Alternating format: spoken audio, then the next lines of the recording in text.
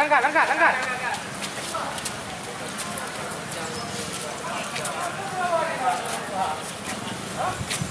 Pria tua ini tidak mau dibawa oleh Satuan Polisi Pamong Praja Kota Loksmawe. Akibatnya Satpol PP terpaksa menggotong pria ini.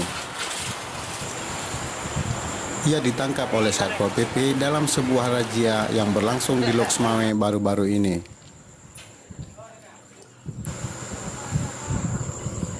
Namun pada akhirnya tunanetra ini terpaksa menyerah kepada polisi Pamong Praja.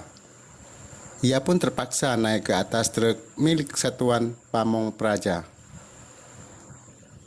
Namun perlawanannya belum sampai di situ, karena orang yang mengantarnya setiap hari tidak ingin dia dibawa ke panti sosial.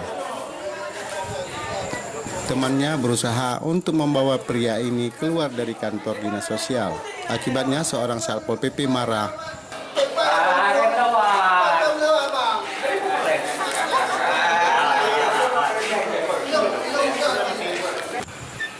Polisi Pamong Praja bekerja sama dengan Dinas Sosial Kota Loksmawe melakukan razia di berbagai tempat.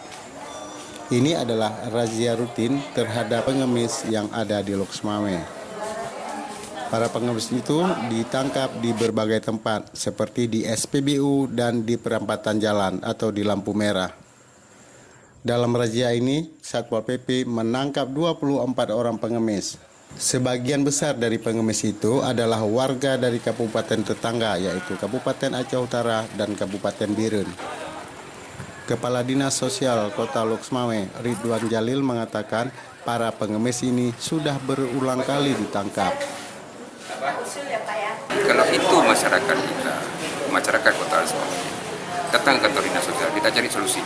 Apakah dia butuh modal usaha, apakah dia butuh pemberdayaan, apakah dia membutuhkan alat bantu, kita bantu kepada orang.